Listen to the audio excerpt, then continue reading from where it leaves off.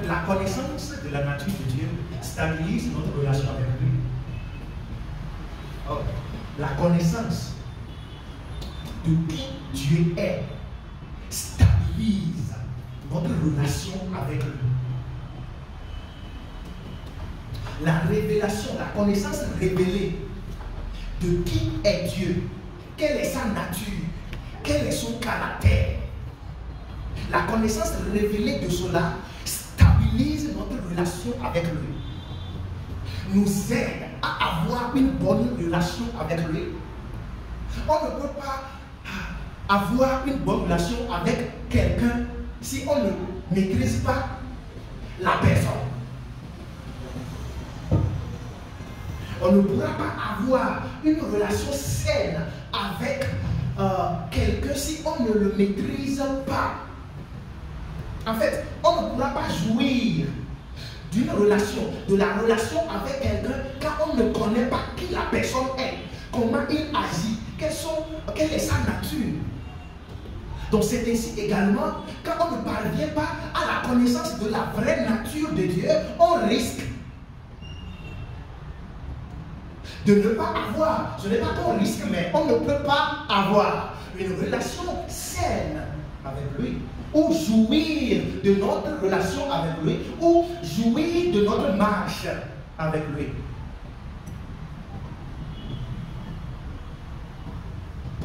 Il y a plusieurs identités qui sont attribuées maladroitement à Dieu aujourd'hui. Il y a des identités, caractères, nature qu'on attribue à Dieu aujourd'hui dont il n'est pas.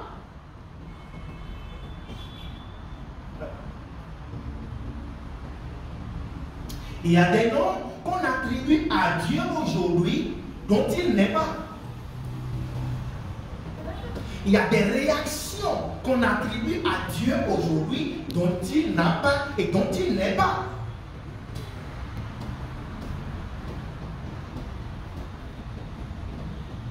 Il y a une représentation erronée de la nature de Dieu, de qui est Dieu, de l'identité de Dieu.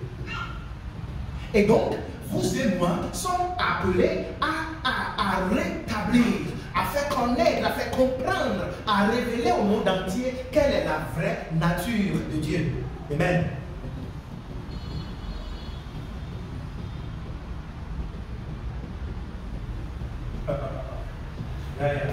Dieu est exclusivement bon. Amen. Dieu est exclusivement bon. Si on enlève la bonté de Dieu, il n'est plus Dieu. Dieu est exclusivement 100% bon. Nous allons rapidement aller dans Genèse, chapitre 1, verset 4. Dieu vit que la lumière était bonne et Dieu sépara la lumière d'avec les ténèbres. Dieu vit que la lumière était bonne et Dieu sépara la lumière d'avec les ténèbres. En fait, nous voulons d'abord parler de la création de Dieu. C'est bon. Elle dit, quand il a créé la lumière, il dit quoi? La lumière était bonne. Merci. On y va.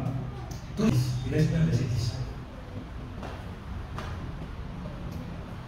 Dieu appela le secteur et il appela la masse des eaux mer. Dieu dit que cela était bon. Encore, nous avons vu qu'il a créé le ciel, il a créé la terre, il a créé la lumière, il a mis bon. Il a créé les eaux, etc. Et dit Dieu dit que cela était bon. Verset 12.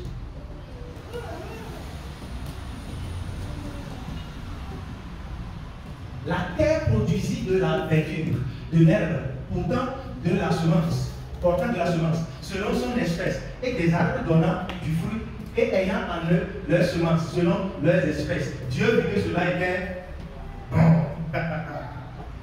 Tout ça là c'est bon. Toute sa création, tout ce qu'il a créé, nous voyons que c'est bon. C'est bon. C'est bon. Verset 18. Pour présider au jour et la nuit et pour séparer la lumière d'avec les ténèbres. Dieu vit que cela était était bon. Amen. Le verset 21. Verset 21. Dieu créa les grands poissons et tous les animaux vivants qui se meuvent et que les eaux produisirent en abondance selon leurs espèces. Il créa ainsi tout oiseau, elle est selon son espèce. Dieu vit que cela était bon. Cela aussi était bon.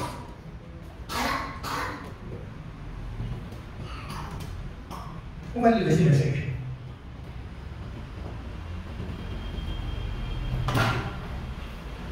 Dieu fit les animaux de la terre selon leurs espèces, le bétail selon son espèce, et tous les reptiles de la terre selon leur espèce. Dieu vit que cela était bon. Cela était bon.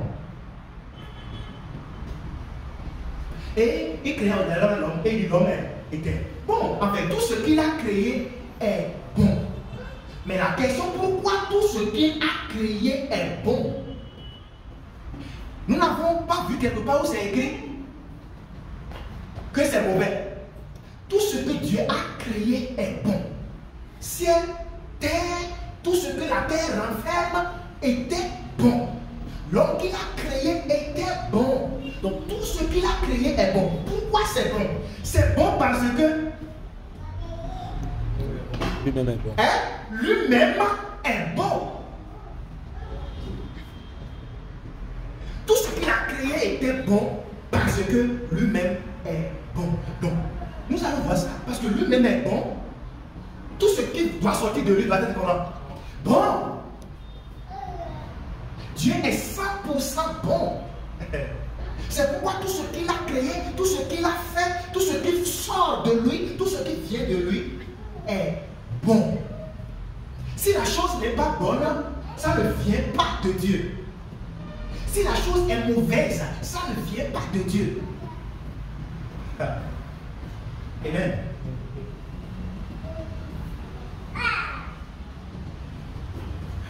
On va lire quelques versets encore pour voir.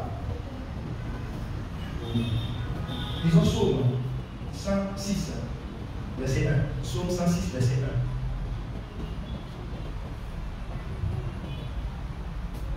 Psaume 106, verset 1.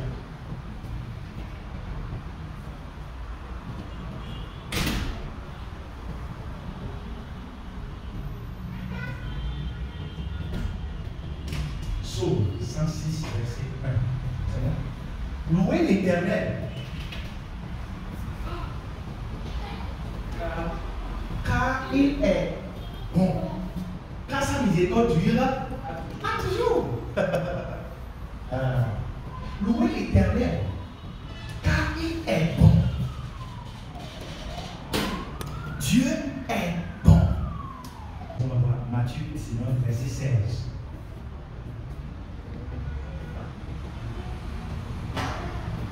Et voici, un homme s'approcha et dit à Jésus, Maître, que dois-je faire de bon? Merci. Que dois-je faire de bon pour avoir la vie éternelle? Peut-être prochainement on va parler de la vie éternelle. Que dois-je faire, comment? De bon pour avoir la vie éternelle. Donc pour lui, il faut faire des choses pour recevoir la vie éternelle. Il faut faire des bonnes choses. C'est bon de faire des bonnes choses pour avoir la vie éternelle. Nous ne sommes pas en train de parler de la vie éternelle, mais nous voulons pratiquement souligner quelque chose ici. Il dit, mais que dois-je faire de bon pour avoir la vie éternelle? Donc là, ce qui doit suivre va être que Jésus va commencer par lister quoi? Ce qui est bon à faire pour avoir la vie éternelle. Donc ce qui devrait suivre directement, c'est que Jésus va se mettre à lister les choses qui sont bonnes à faire, afin d'obtenir la vie éternelle. Mais nous allons voir la réaction, la réponse de Jésus à cette demande-là. Et il lui répondit, pourquoi m'interroges-tu sur ce qui est bon? Un seul est quoi? Un seul est le bon. Un seul est le bon. Si tu veux entrer dans la vie, on sait quoi c'est cela. Mais un seul est bon. Donc cela voudrait dire quoi? Lorsqu'il demandait que dois-je faire de bon pour avoir la vie éternelle, Jésus lui dit c'est un seul est bon. Donc cela voudrait dire quoi? Pour avoir cette vie éternelle que le gars demandait, ce n'est pas alors à faire des choses, mais c'est pour faire quoi? Pour avoir le seul qui est quoi? Qui est bon. Jésus-Christ ne s'est pas mis à lister des choses. Il a dit juste un seul est bon. Et c'est qui? C'est Dieu. Il dit Dieu seul est bon. Notre sujet, c'est la bonté de Dieu. On revient là rapidement. Il faut venir me parler de la vie éternelle. Il dit Dieu seul est bon. Et nous avons vu dans David. David aussi a loué le Seigneur. Il a dit David aussi a loué le Seigneur. Et il dit louez le Seigneur, car il est bon et sa miséricorde dure à jamais. Et nous voyons ici quelqu'un demande encore à Jésus, que faut-il faire de bon? Cela veut dire quoi? Pour lui penser encore qu'il y a encore des choses qu'il faut faire et qu'il soit bon. Mais Jésus lui dit qu'un seul est bon, c'est Dieu. Et Dieu seul est bon. Donc cela veut dire quoi? La bonté est quoi? La nature de Dieu. La bonté est l'identité de Dieu. La bonté est celui que Dieu est. En fait, la bonté n'est pas adjectif qualificatif. Vous comprenez ça? Ce n'est pas que nous sommes en train de adjectif qualificatif. C'est au-delà de ça. C'est la personnalité de Dieu.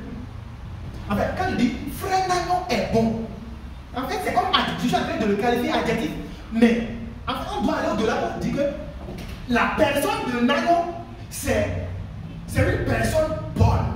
C'est sa nature, c'est qui il est, c'est son identité, c'est son caractère. Donc, la bonté définit le caractère de Dieu. Donc, Dieu est bon, pas adjectif qualificatif, c'est au-delà.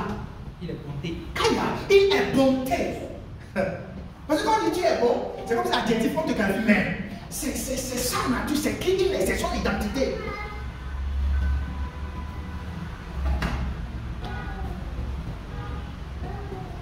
Donc, en dehors de la bonté, ce n'est pas Dieu. Si la chose ne reflète pas la bonté, ce n'est pas Dieu.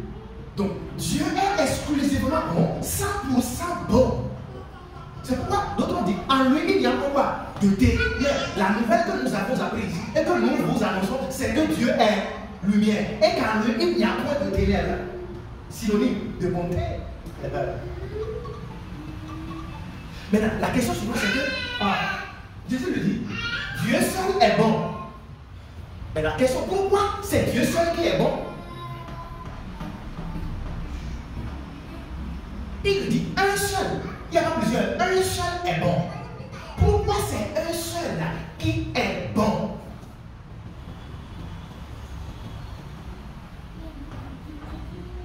Pourquoi c'est un seul qui est bon? Pourquoi c'est Dieu seul qui est bon?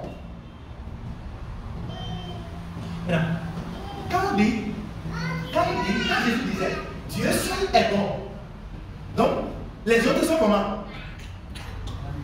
Hein? Mauvais. Donc en dehors de lui, il n'y a personne. Il n'y a personne. Donc il n'y a personne qui soit bon excepté Christ, excepté Dieu. Donc quand je dis Dieu seul est bon, cela veut dire qu'en dehors de lui, tout ce qui existe n'est plus bon. Il y a un problème. C'est pourquoi, comment il s'appelle? Paul va dire, il n'y a point de Suisse. Pas même un seul. Dans Romains 3, verset 10, nous savons que contextuellement, il est en train de parler de la justice de Dieu. Mais quand on dit, et quand il disait, il n'y a point de juste, pas même un seul. Dans Romains 3, verset 10, Paul dit, il n'y a point de juste, pas même un seul. Autrement dit, il n'y a point de bon, pas même un seul. Maintenant, pourquoi Jésus disait tout à l'heure que c'est un seul qui est bon? Pourquoi c'est comme ça? On va lire Romains 3, verset 23. Pourquoi c'est un seul qui est bon? Donnez la réponse. péché et sont privés de la gloire de Dieu.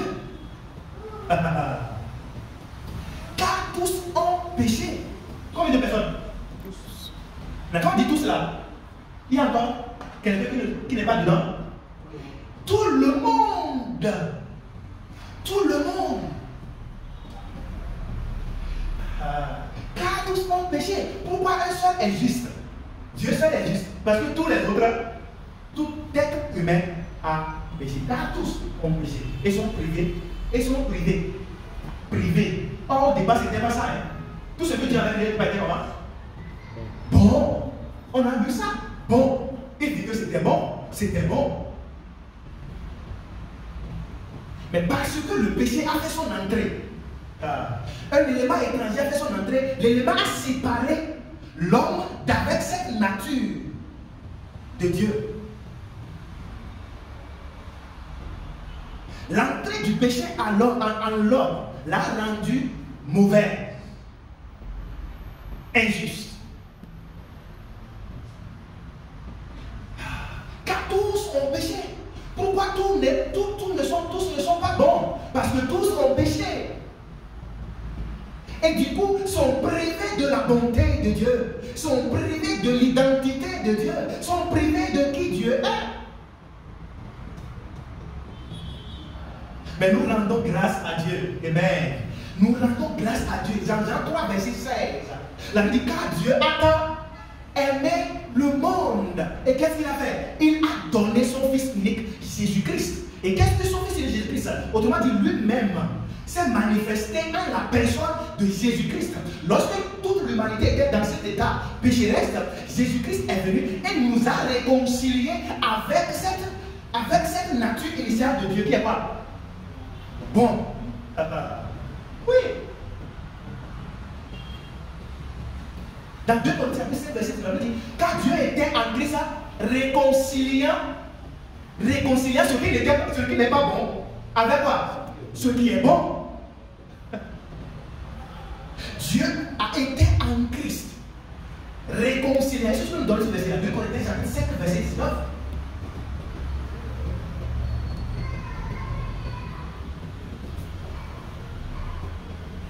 Car Dieu était en Christ.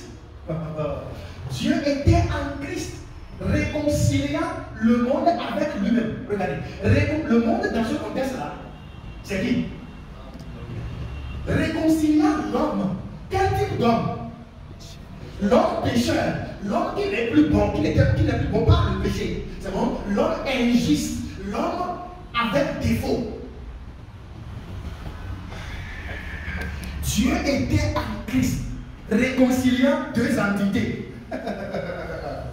Réconciliant l'homme pécheur, l'homme mauvais, avec Dieu, le seul qui est bon. Christ nous a réconciliés. Christ vous a réconciliés avec Dieu qui est bon.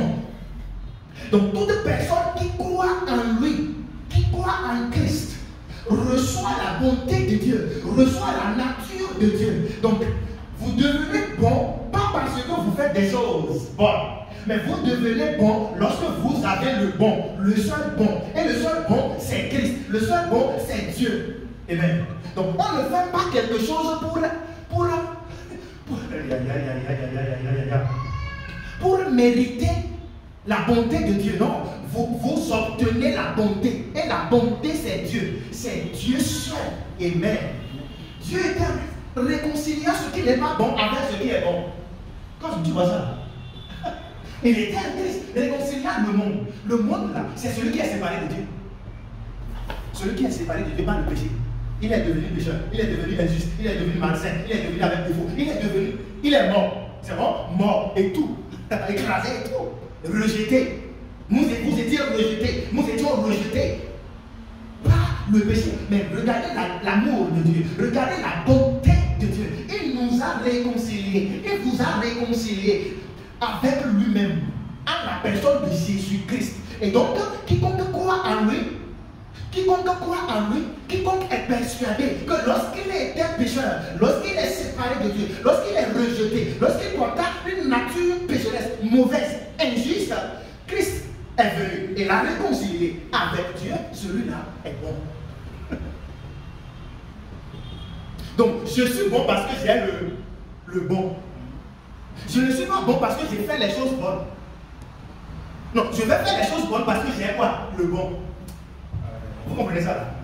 La raison pour laquelle je dois agir bonne en Christ, je dois faire les choses de façon bonne, saine, en Christ, c'est parce que j'ai le bon.